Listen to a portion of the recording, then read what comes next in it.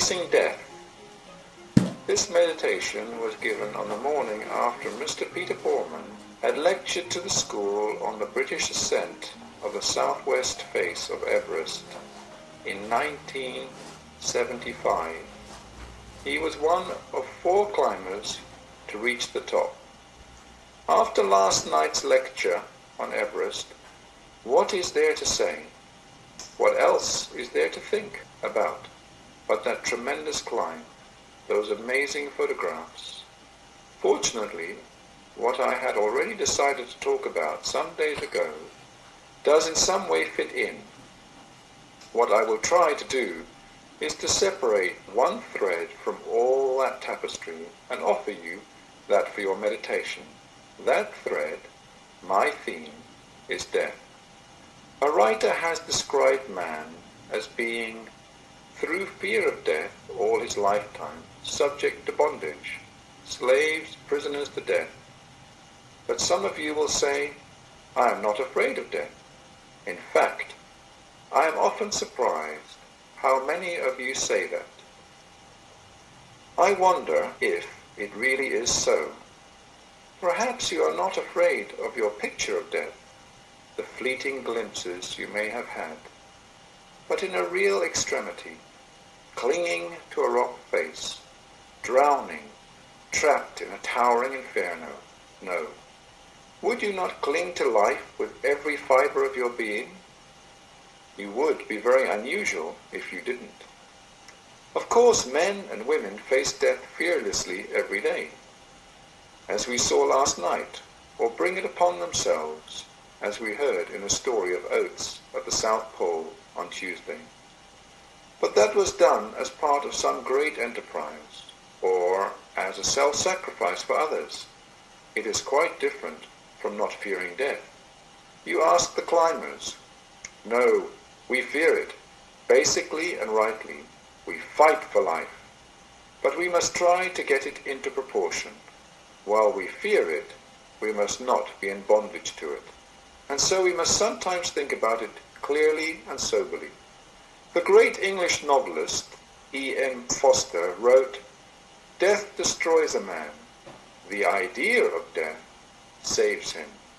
A strange saying. Think about it. Death destroys a man. Of course it does. That's why we fear it. Whatever beliefs we may have about life after death, I believe in it. But for now, we are going to take a this-worldly view of it. It is the end of this physical life, the end of relationships here, of our work, of our hopes.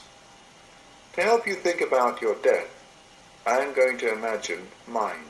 If I died tomorrow, there would be a stir in the school, a day's shock, the usual excitement too, a service in church.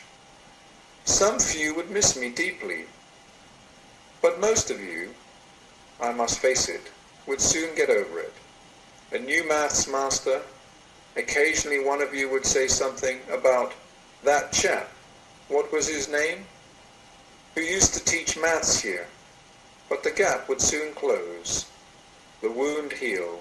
My death, I am sure, would not be the end of the world, but it would be the end of my world, absolute, final. Death destroys, but the idea of death saves. I want to point now to 2 good consequences of the idea of death. It makes us fully aware of the absolute unimportance, in the long run, of things, of possessions, our bodies, the things we surround ourselves with and attach such needless importance to. When I die, I can take only a very small suitcase with me. That was said to me by a priest in Cape Town, who was at the time dying a slow, lingering death of multiple sclerosis. All that usually happens very quickly. With him, took a long time. He went on celebrating the Holy Communion with a light aluminium cup when he couldn't lift the usual one. Then he couldn't lift that.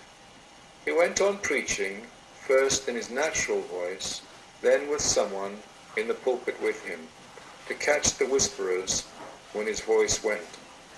Then he had to give them up. Everything was stripped away. Position, influence, his world narrowed down to a single armchair. But as he was stripped of all these outward things, so the inward things, the man's spirit, became almost visible. The weaker he became outwardly, the stronger he became inwardly. So first, the idea of death makes us realize the unimportance of the outward things.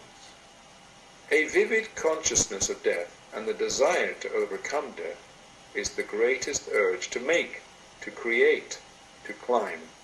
Pasternak, the author of Dr. Zhivago, describes man's systematic work devoted to the solution of the enigma of death, so that death itself may eventually be overcome. That is why people write symphonies, and why they discover mathematical infinity and electromagnetic waves. This is not only so that something may survive them after they die. Most great artists are not very interested in their works after they are finished. But in the act of creation, you know it. You have all experienced it. You touched something beyond death. That picture you have painted, that poem, that mathematical proof, that mountain you have climbed, it takes you beyond yourself. And so you have touched or been touched by something that is deathless, eternal. The greatest yearning in the heart of all human beings who have really faced death is to overcome it. But if you haven't faced it, then of course there is no urge to conquer it.